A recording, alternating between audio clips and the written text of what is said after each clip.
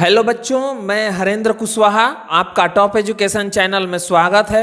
और आज हम लोग बिहार बोर्ड क्लास 5th का 13th लेसन पढ़ेंगे। Day dream.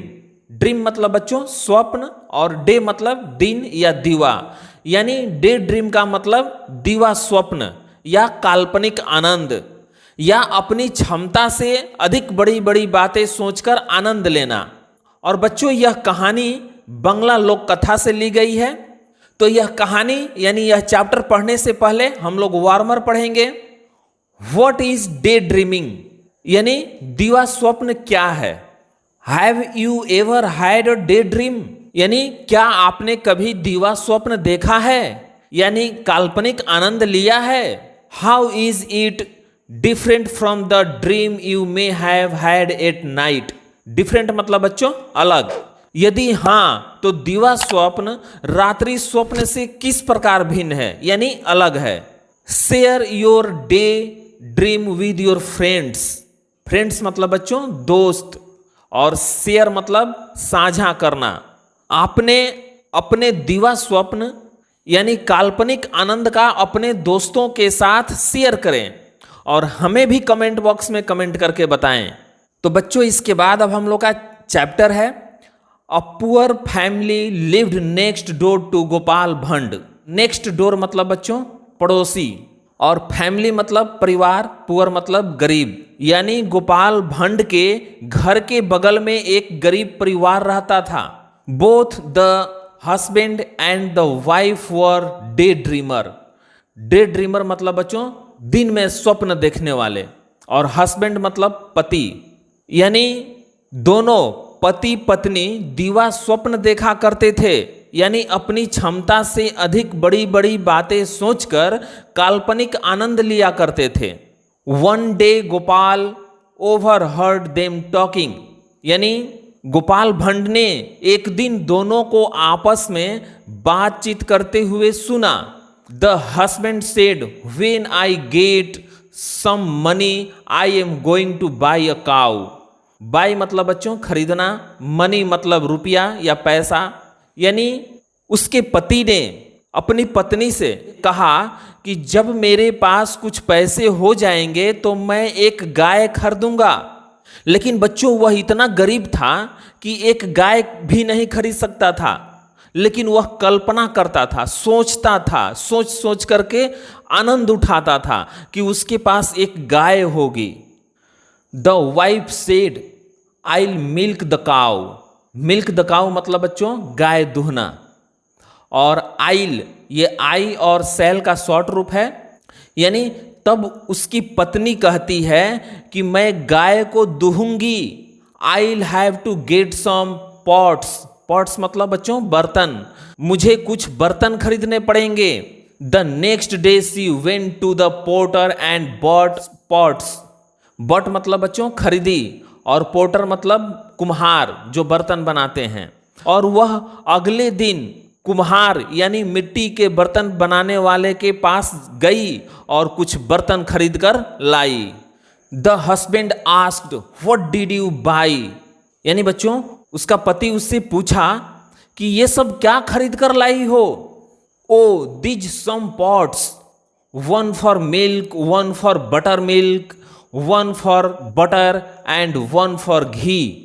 तब उसकी पत्नी कहती है कि ओ ये सब बर्तन हैं। वन फॉर मिल्क यानी एक दूध के लिए, यानी दूध दुहने के लिए।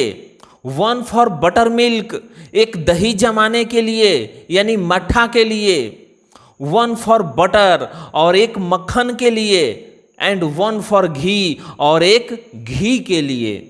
That's great but what will you do with this fifth one. यानी बच्चों तब उसका पति उससे पूछता है कि दैट्स ग्रेट यानी बहुत अच्छा, लेकिन इस पांचवें बर्तन का क्या करोगी। That is for sending some milk to my sister said the wife.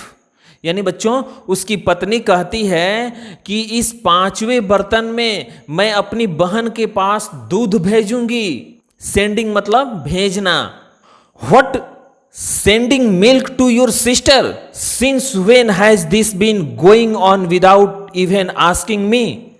Shouted the husband and he smashed all the pots in anger. Anger मतलब बच्चों गुस्से में, और smashed मतलब टुकड़े टुकड़े कर दिया.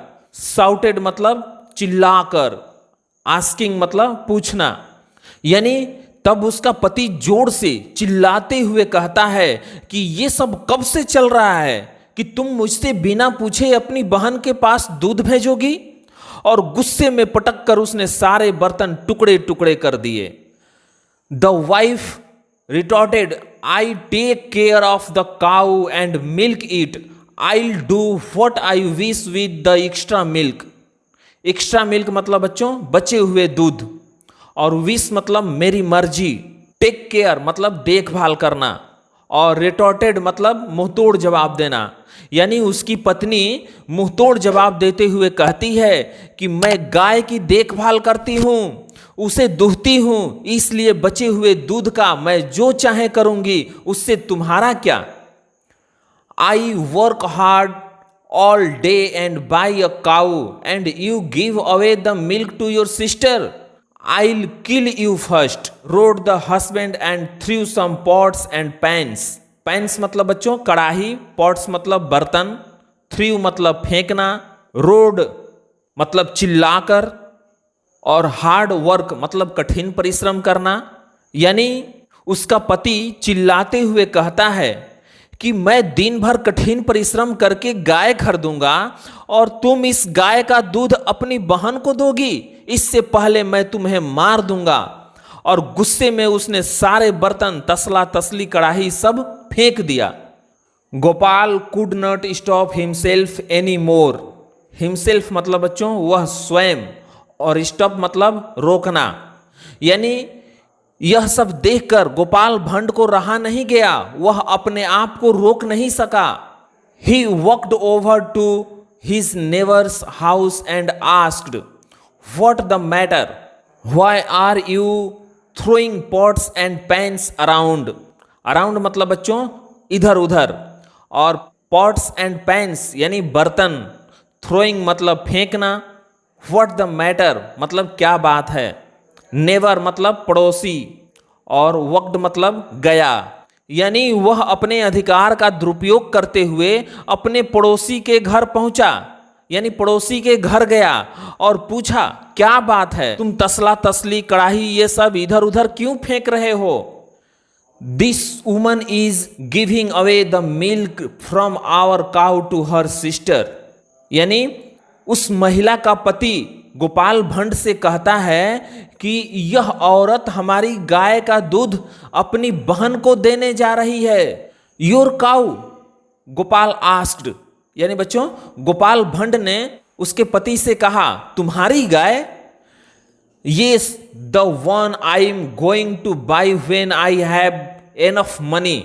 एनफ मनी मतलब बच्चों काफी रुपए, और बाई मतलब खरीदना. I am going to buy यानी मैं खरीदने जा रहा हूं. यानी उस महिला के पति ने गोपाल भंड से कहा कि हां मेरी गाय जो काफी रुपए हो जाने पर मैं खरीदूंगा. Oh that cow, said Gopal. यानी गोपाल भंड ने कहा अच्छा वो गाय. But you don't have a cow yet do you. लेकिन अभी तो तुम्हारे पास कोई गाय नहीं है ना? The neighbour said just wait I am going to get one. Neighbour मतलब बच्चों पड़ोसी, और जस्ट वेट मतलब थोड़ा इंतजार करो. यानी उस महिला के पति ने गोपाल भंड से कहा कि जरा ठहरो, यानी थोड़ा इंतजार करो, मैं खरीदने जा रहा हूं, यानी थोड़ी देर बाद मैं खरीद लूंगा. Oh, really? Now I know who's spoiling my vegetables garden, said Gopal, picking up a stick and pouncing on his neighbor. Pouncing मतलब बच्चों उछालते हुए, प्रहार करते हुए, और स्टिक मतलब छड़ी. पिकिंग अप अ स्टिक यानी छड़ी उठाते हुए. स्पॉइलिंग मतलब बर्बाद करना. गार्डन मतलब बगीचा. वेजिटेबल मतलब सब्जी. तब गोपाल छड़ी उठाकर अपने पड़ोसी पर यानी उस महिला के पति पर उछालते हुए यानी मारते हुए कहता है, ओ वास्तव में अब मुझे समझ में आया कि मेरा सब्जी का बगीचा कौन बर्बाद कर रहा था। Stop stop, why are you beating me. Beating मतलब बच्चों पीटना, मारना। यानी तब उसका पड़ोसी कहता है कि रुको रुको, तुम मुझे क्यों मार रहे हो। Your cow ate my beans and cucumbers, why don't you tie it. Tie मतलब बच्चों बांधना, कुकम्बर मतलब खीरा, और बीन्स मतलब छेमी, और एट मतलब खा गई। यानी तब गोपाल अपने पड़ोसी से कहता है, यानी उस महिला के पति से कहता है कि तुम अपनी गाय को बांध कर क्यों नहीं रखते हो, तुम्हारी गाय ने मेरी छेमी और ककड़िया सब खा गई। What beans what cucumbers, where is your vegetable garden. Garden मतलब बच्चों बगीचा, और वेजिटेबल मतलब सब्जी, कुकम्बर मतलब खीरा, बीन्स मतलब छेमी। यानी पड़ोसी कहता है, यानी उस महिला का पति गोपाल भट्ट से कहता है, कौन सी छेमी, कौन सी ककड़िया, कहाँ है तुम्हारा सब्जी का बगीचा। The one I am going to plant, I been thinking about it for months and your cow has been destroying it. Destroying मतलब बच्चों बर्बाद करना, और थिंकिंग मतलब सोचना, प्लांट मतलब बोना या लगाना। यानी गोपाल भट्ट अपने पड़ोसी से कहता है कि अरे वही बगीचा जो मैं लगाने जा रहा हूं, मैं महीनों से इसे लगाने के बारे में सोच रहा हूं, लेकिन तुम्हारी गाय इसे रोज नष्ट कर देती है, चर जाती है। द नेवर सडनली सा लाइट। लाइट मतलब बच्चों प्रकाश, सडनली मतलब अचानक। तब वह पड़ोसी अचानक प्रकाश की तरफ देखता है, सा मतलब देखना। तब पड़ोसी अचानक प्रकाश की तरफ देखता है, यानी काल्पनिक दुनिया से बाहर वास्तविक दुनिया में आ जाता है। They had a good love. और बच्चों जब उसका दिवा स्वप्न टूटता है, यानी काल्पनिक दुनिया से वास्तविक दुनिया में आता है, तो उसे खुद पर हंसी आने लगती है और वह हंसने लगता है। तो बच्चों ये था हम लोगों का चैप्टर डे ड्रीम। यदि यह चैप्टर समझ में आया हो तो वीडियो को लाइक और शेयर करें, और इस चैनल को भी सब्सक्राइब करें ताकि मैं जो भी वीडियो बनाऊं आप तक आसानी से पहुंच सके। यदि कोई सुझाव हो तो कमेंट बॉक्स में कमेंट करके बताएं, ताकि अगली वीडियो में मैं आप लोगों को और अच्छी तरह समझा सकूं। तो बच्चों आज के लिए बस इतना ही, फिर मिलेंगे नेक्स्ट वीडियो में नेक्स्ट चैप्टर के साथ। तब तक के लिए धन्यवाद।